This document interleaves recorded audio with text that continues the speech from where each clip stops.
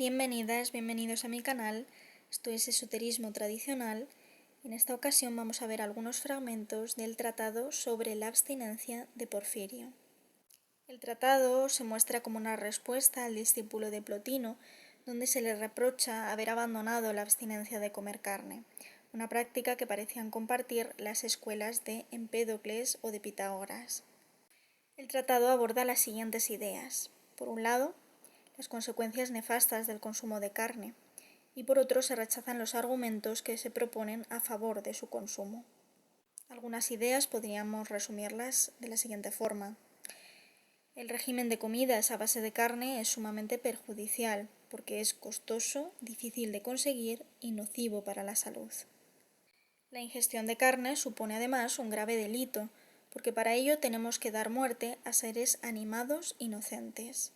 Nada nos autoriza a usar la vida de un ser vivo para nuestro provecho. Además, con el consumo de carne se sufre un grave perjuicio moral, ya que se excita nuestra sensibilidad y se desatan las pasiones. Además, engordamos nuestra materia corpórea en detrimento de nuestro elemento racional. La abstinencia que propone Porfirio está especialmente pensada para un sacerdote filósofo que sirva como ejemplo para el pueblo llano, aunque también recomienda la virtud para todo el mundo. Pero veremos una postura pesimista donde, dice que el pueblo llano normalmente se deja llevar por sus pasiones, así que difícilmente nos encontremos en un momento histórico donde todo el mundo abandone el consumo de carne. Pero esta abstinencia del consumo de carne se va a mostrar como el mejor camino purgativo y de acercamiento a la divinidad, por lo que se convierte en un requisito mínimo para todo aquel que esté en un camino religioso o purificativo. Sin más dilación, os dejo con los fragmentos de la obra. Dado que algunos de los que llegaron hacían también referencias a los argumentos que tú esgrimías contra los que practican la abstinencia de comer carne, no solo había lugar a la lamentación, sino a la cólera, si es que realmente, dóciles a unos razonamientos fríos y en extremo trasnochados, habéis aceptado vuestro propio engaño y la subversión de un dogma antiguo y grato a los dioses. Por ello me parecía conveniente no ya mostrar mi punto de vista en esta cuestión, sino agrupar y refutar los argumentos de nuestros adversarios, que son mucho más poderosos que los aducidos por vosotros, tanto por su número como por su fuerza y demás artificios, para demostrar que la verdad no puede ser derrotada por opiniones, sólidas en apariencia, que no son otra cosa que sofismas trasnochados y superficiales. Porque quizás ignoras que se han producido bastantes contra la abstinencia de los animales, y que entre los filósofos peripatéticos, estoicos y epicúreos se han consagrado la mayor parte de sus esfuerzos a la refutación de la filosofía de Pitágoras y Empédocles, que tú has practicado como discípulo apasionado. Nada admirable es que el vulgo crea que la ingestión de carne coopera a la salud. Si la mayoría es de este sentir, nada nos importa, porque en el común de las gentes no hay prueba de confianza ni de constancia en el terreno de la amistad y del afecto. No son personas receptivas de estos temas, de la sabiduría, ni de sus partes, en lo que comparten algún aspecto significativo. No tienen tampoco mayor sentido del interés privado ni público, ni son capaces de hacer una valoración de las costumbres groseras y de las civilizaciones. Además de esto, hay un gran desenfreno, lleno incluso de intemperancia en la gente vulgar. Por todo ello, no hay temor de que alguna vez no haya comedores de animales. Porque si todos pensaran lo mejor, ninguna necesidad habría del arte de cazar pájaros, de los que se dedican a su caza con liga, de pescadores ni de porqueros. Pero al administrarse los propios animales y no tener quien cuide de ellos y los presida, rápidamente perecen y se extinguen como consecuencia de los ataques que reciben y del masivo consumo que de ellos se hace, como ocurre con innumerables animales que los seres humanos no comen. Y si entre los seres humanos se mantiene una insensatez diversa y multiforme, serán indecibles también los que se ceben con estos alimentos. Es necesario conservar la salud sin miedo a la muerte, pero sin que ello sea un obstáculo a la consecución de los bienes que nos llegan de la contemplación.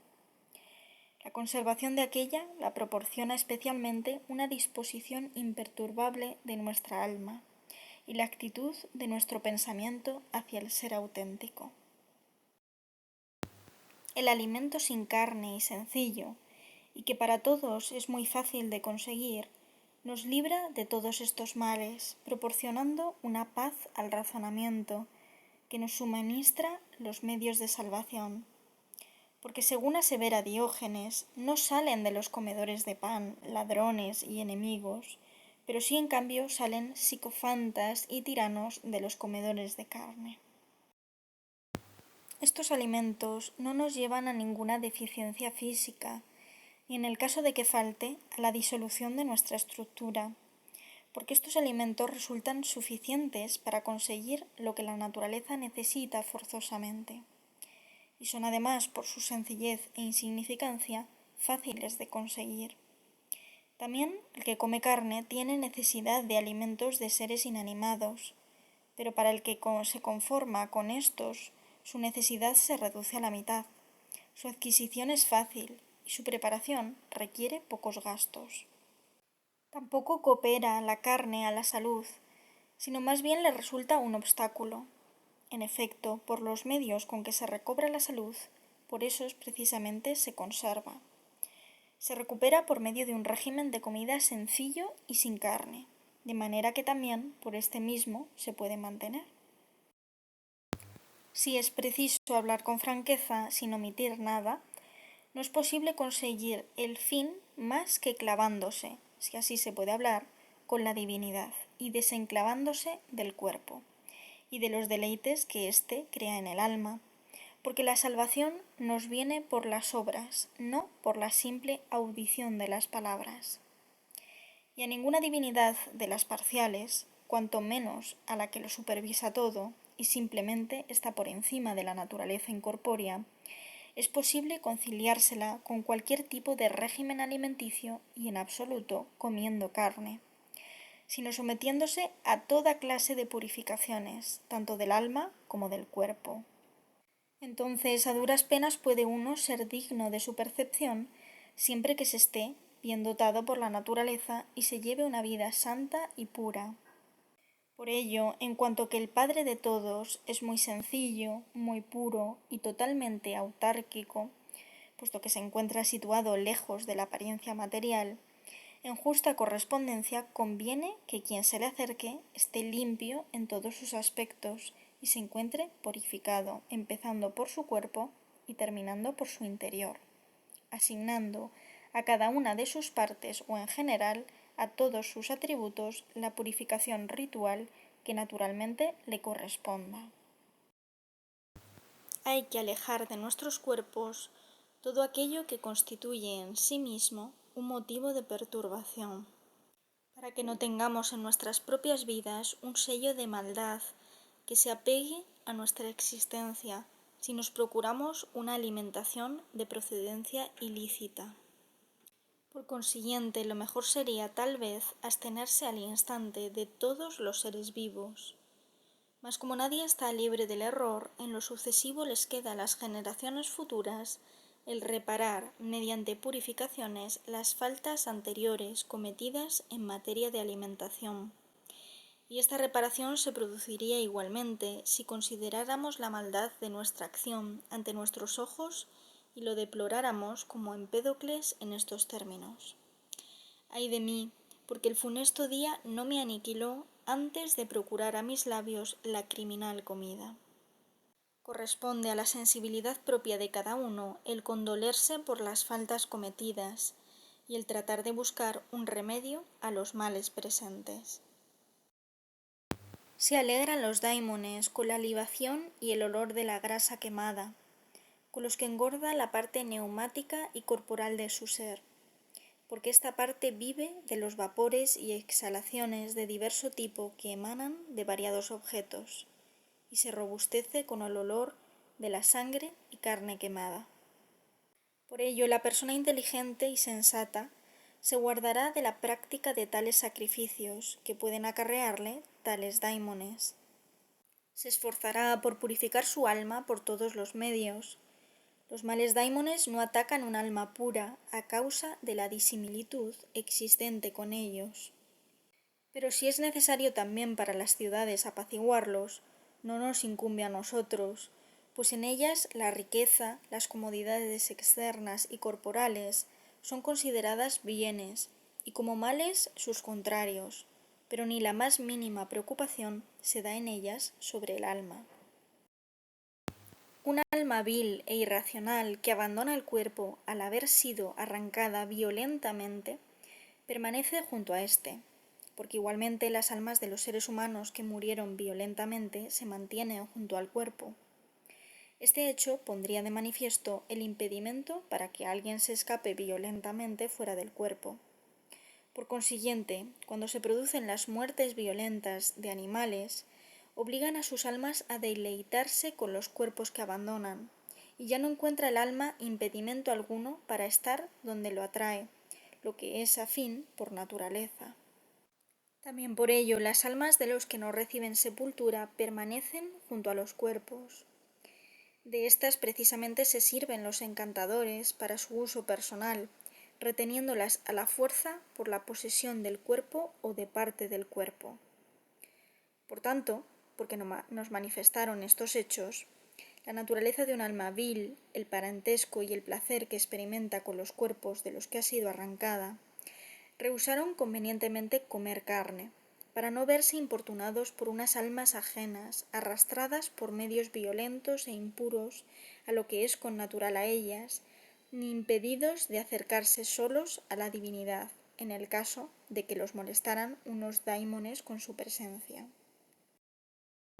Que la naturaleza de un cuerpo emparentado con el alma ejerce una atracción sobre ella, es un hecho que la experiencia se lo demostró a estos por muchos detalles. En efecto, quienes desean recibir en ellos las almas de animales apropiados para los vaticinios, se tragan sus vísceras principalmente, tales como corazones de cuervos, topos o halcones, y mantienen presente su alma, que les da respuestas propias de oráculo, como un dios, y se introduce en su cuerpo al mismo tiempo que se tragan el bocado del cuerpo en que aquella se encontraba. Con razón, pues, el sacerdote del Dios Supremo se abstiene de todo alimento de seres animados, esforzándose por acercarse solo con la soledad de su propio ser a la divinidad, sin la molestia de acompañantes, y es precavido por haber averiguado las necesidades de la naturaleza. Como suprimir a un ser de la misma especie por motivo de la adivinación sería un rasgo propio de la injusticia y la ambición, del mismo modo resultará injusto sacrificar a un animal por la excusa de la adivinación. ¿Tolerará acaso el sacerdote del Dios Supremo convertirse él mismo en tumba de cadáveres lleno de impurezas, siendo así que se está esforzando por relacionarse con un ser superior? En efecto, dicen entre los poetas, los que tienen un poco de prudencia, ¿qué ser humano hay tan insensato y tan ingenuamente crédulo, que espera que los dioses, por unos huesos sin carne y una bilis chamuscada, que no lo aceptaría como comida ni siquiera unos perros hambrientos, se complazcan todos ellos y lo acepten como un presente de honor? Y otro afirma, pasta, incienso y tortas rituales. Esto es lo que voy a comprar, pues hoy no ofrezco esto en sacrificio a mis amigos, sino a los dioses. Puesto que Apolo aconseja hacer los sacrificios según los ritos tradicionales, parece conveniente volver a la antigua costumbre. La antigua costumbre consistía, como hemos demostrado, en ofrendas de tortas rituales y frutos de la cosecha. La mejor ofrenda que se puede hacer a los dioses es una mente pura y un alma impasible. Aunque todos los lobos y buitres aprueben la consumición de carne, estaremos en desacuerdo con ellos, en tanto el ser humano se mantenga incólume por naturaleza y se abstenga de procurarse placeres a costa del perjuicio de otros. Por consiguiente, pasando al tema de la justicia, puesto que nuestros adversarios manifiestan que sólo debe extenderse a seres semejantes y excluyen por ello a los animales, expongamos pues la opinión verdadera, que es al mismo tiempo la de Pitágoras, y demostremos que toda alma que participa de sensación y memoria es racional. Porque si esto queda demostrado, con toda razón extenderemos la justicia a todo ser vivo, incluso de acuerdo con aquellos. A juicio de los seres vulgares, los animales no parecen tener razón, pero los dioses y los seres divinos, al igual que los suplicantes, los respetan. En un vaticinio, el dios aseguró a Aristódico que los gorriones eran sus suplicantes. Sócrates también juraba por los animales, e incluso antes que él, Radamantis. Los egipcios los consideran dioses, ya por tenerlos realmente por tales, ya porque realizan las estatuas de los dioses adrede con rasgos de buey, de aves y de otros animales, a fin de abstenerse tanto de los animales como de los seres humanos. Ya en fin, por algunas otras razones más misteriosas. Así también los griegos añadieron los cuernos de un carnero a la estatua de Zeus y los de un toro a la de Dionisos. A Pan lo configuraron de hombre y cabra. A las musas y a las sirenas las dotaron de alas, e igualmente a la Victoria. Y dicen que Zeus, cuando se enamoró, se convirtió en toro, en otra ocasión en águila y en otra en cisne. Por estos hechos los antiguos demostraron su aprecio por los animales, y todavía más cuando declaran que una cabra crió a Zeus. Cada uno de los antiguos que tuvo la fortuna de una crianza debida a animales se vanagloria de los que lo cuidaron más que de sus padres. El uno de una loba, el otro de la cierva, aquel de la cabra, este otro de la abeja, Semíramis de las palomas, Ciro de la perra, un tracio de un cisne. Por ello se le imponen también sobrenombres a los dioses. Hécate se muestra más propicia cuando se la invoca con el nombre de toro, perra y leona. Y si los que se los comen los tachan por ello de irracionales, como intentando justificarse, también los escitas que se comen a sus padres podrían decir que estos son irracionales. Por estos y por otros hechos que recordaremos a continuación, se demuestra que los animales son racionales. Y si la justicia se proyecta sobre los seres racionales, como reconocen nuestros adversarios, ¿cómo no vamos a tener también nosotros un sentimiento de justicia para los animales? Con las plantas parece existir una gran incompatibilidad con la razón. Sin embargo, también solemos utilizar los frutos, pero sin cortar los troncos de los árboles con ello, y recogemos los cereales y legumbres cuando se secan, caen al suelo y fenecen. Pero en cambio nadie comería animales muertos, salvo que se tratara de peces, a los que damos una muerte violenta. De modo que se produce una gran injusticia a propósito de los animales. En principio, como también dice Plutarco, no por el hecho de que nuestra naturaleza tenga ciertas necesidades e intentemos, mediante la práctica, satisfacerlas, se infiere en consecuencia que haya que aplicar la injusticia sin traba alguna contra todo. Además, la abstinencia de la carne no nos causa un perjuicio para vivir ni para vivir bien. Porque si resultara que del mismo modo que tenemos necesidad del aire, del agua, las plantas y los frutos, precisáramos también del sacrificio de los animales y su consumición para nuestra subsistencia, la naturaleza tendría necesariamente una implicación en esta injusticia. Mas si muchos sacerdotes y muchos reyes se mantienen puros e innumerables especies de animales no mantienen en absoluto contacto con tal tipo de alimentación, viven y alcanzan un objetivo de acuerdo con su naturaleza, ¿cómo no va a ser absurda la persona que postula, si nos vemos en la necesidad de estar en guerra con algunos animales, la renuncia a mantener relaciones pacíficas con los que nos sea posible, impeliéndonos a vivir sin sentimiento de justicia para ninguno, o bien a no vivir en caso de observar estos sentimientos para todos? Comparar las plantas con los animales es completamente forzado, porque estos están dotados por la naturaleza para tener sensaciones, para sufrir, para sentir temor, para recibir daño y por ende injusticia. Pero por supuesto es convincente aquel dicho de Crisipo, según el cual los dioses nos hicieron para ellos y para mantener unas relaciones mutuas, y a los animales para nosotros, esto es, a los caballos para ayudarnos en la guerra, a los perros para ayudarnos en la caza, y a los leopardos, osos y leones para que sirvieran de ejercicio a nuestro valor. En cuanto al cerdo, aquí está en efecto la más grata de las finalidades. No ha nacido más que para ser sacrificado, y la divinidad mezcló el alma a su carne, como si de sal se tratase, procurándonos un buen plato de fiambre. Pero para tener abundancia de salsas y postres nos preparó mariscos de todas clases, púrpuras, ortigas de mar y variadas especies de aves, y no lo hizo apoyándose en elementos extraños, sino aplicando en este punto como una gran parte de sí, superando a las nodrizas en dulzura y colmando el mundo circundante de placeres y gozos. A quien realmente estos argumentos parezcan tener algo de convincentes y no desdecir de un Dios que examine lo que va a responder a aquella argumentación de Carnéades. Cada uno de los seres que ha producido la naturaleza, cuando alcanza el fin para el que está destinado según su disposición natural y para el que ha nacido, muestra su utilidad.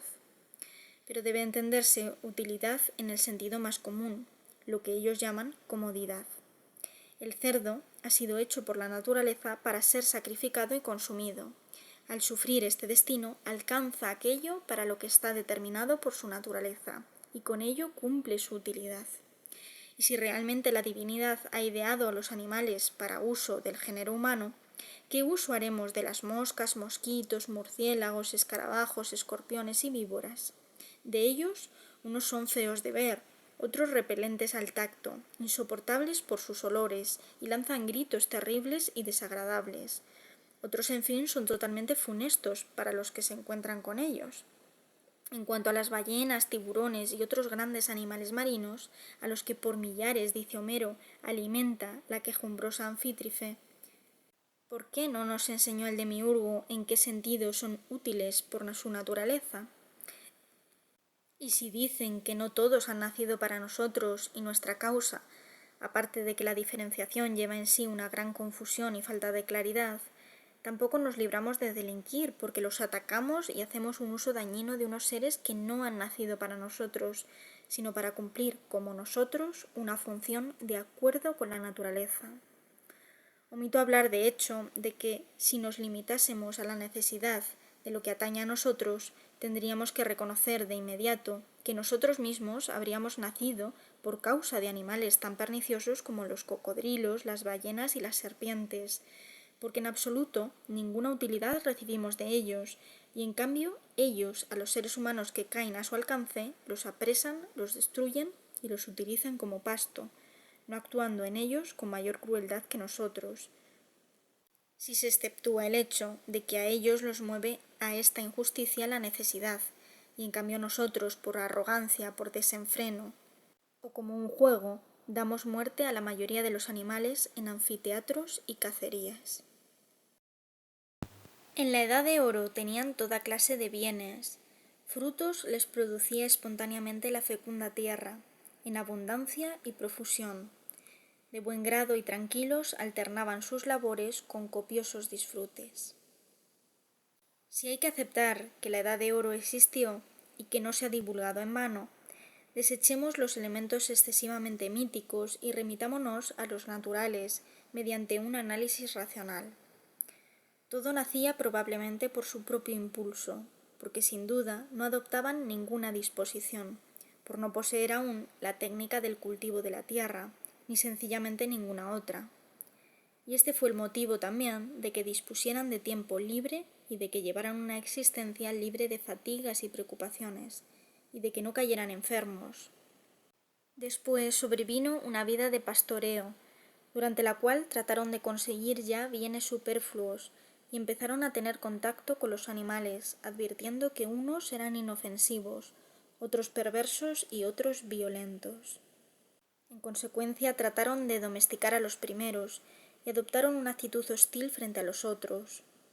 Es también admirable que los historiadores se atrevan a calificar la abstinencia de los animales como la madre de la injusticia, puesto que la historia y la experiencia demuestran que el desenfreno, la guerra y la injusticia se introdujeron con la matanza de aquellos. También más tarde el lacedemonio licurgo comprendió este hecho y, aunque había sancionado legalmente el consumo de carne, compuso una constitución en tales términos que mínimamente había necesidad de alimento a base de animales. Y por ello fijó la porción de riqueza de cada uno de los ciudadanos no en función de sus rebaños de bueyes, ovejas, cabras y caballos, sino en base a sus recursos monetarios y a la propiedad de tierra que produjera un rendimiento de 70 medimnos de cebada a cada hombre y 12 a cada mujer. Cuentan también que los sirios antiguamente se abstenían de los animales y que por esta razón no los ofrendaban en sacrificio a los dioses, y que más tarde sí lo hicieron, por la siguiente ilegalidad. No se sacrificaba en un principio ningún ser animado a los dioses, pero tampoco había una ley natural que lo impedía. Refieren que en determinado momento se efectuó el primer sacrificio, cuando se reclamó una vida por otra, y en consecuencia, con su consumación, la víctima se quemó por entero. Pero posteriormente, al consumirse la víctima por el fuego, cayó un trozo de carne al suelo, que recogió el sacerdote. Involuntariamente, como el trozo quemaba, llevó sus dedos a la boca por aliviar el quemazón. Cuando probó la carne asada, le apeteció comerla, y no rehusó hacerlo, sino que también hizo partícipe a su esposa. Cuando Pigmalión conoció el hecho, mandó arrojar desde un precipicio al sacerdote y a su esposa, y le confió el ministerio sacerdotal a otra persona, que al cabo de no mucho tiempo, efectuando casualmente el mismo sacrificio, comió también carne, por lo que se le impuso el mismo castigo que a su predecesor. Mas se extendió el delito. Los hombres hacían uso de este sacrificio y, movidos por su deseo, no rehusaban la carne, sino que se la comían. En consecuencia, se desechó el castigo. Sin embargo, la abstinencia de los peces hasta época del autor, Menandro, se mantenía totalmente, porque dice: toma a los sirios por ejemplo. Cuando comen un pez por alguna intemperancia suya, se les hinchan los pies y el vientre. Cogen un saco. Luego en la calle se posan sobre el estiércol y aplacan a la diosa por esa intensa humillación. Por todo ello se fortaleció nuestro instinto asesino y salvaje, y nuestra insensibilidad para la compasión, y los primeros que se atrevieron a ello debilitaron en su mayor parte nuestro elemento pacífico. Las personas consagradas a la divinidad estimaban la pureza como una ausencia de mezcla con su contrario, y si se producía ésta, se daba la contaminación, por lo que creían que tomando un alimento a base de frutos, no derivado de seres muertos ni animados, las disposiciones establecidas por la naturaleza no se mancillaban, y por ser los animales seres sensibles, consideraban el sacrificio y la supresión de sus vidas como un delito de sangre, perpetrado contra unos seres vivos y todavía mucho más, que un cuerpo que había sido sensible, privado de la sensación y cadáver, se mezclara con uno vivo dotado de ella. Por supuesto, la inserción de cadáveres en vida en otros que están vivos y la de carnes muertas en otras que tienen vida produce corrupción y contaminación a nuestra alma, por lo mismo que el alma se corrompe cuando se mezcla con el cuerpo. Se contamina también el alma por los arrebatos de cólera, por los deseos y por la multitud de pasiones, que provoca quizá el régimen de comidas. Y así como el agua que corre a través de rocas es más pura que la que pasa por terreno pantanoso, por arrastrar menos barro, así también el alma que se manifiesta en un cuerpo seco que no está empapado de humores de carnes extrañas, organiza mejor sus funciones, es más pura y se encuentra más dispuesta para la comprensión. Pues también dicen que el tomillo más seco y áspero es el que proporciona la mejor miel a las abejas. Ojalá fuera posible renunciar sin problema a una alimentación a base de frutos, si ello no supusiera el aniquilamiento de nuestra naturaleza. No imitaremos a los pueblos que comen carne por necesidad, sino a los piadosos y a los que se muestran más pendientes de sus dioses, porque el vivir en la iniquidad, sin sensatez, sin cordura e impíamente, no es vivir en la maldad, sino morir durante largo tiempo.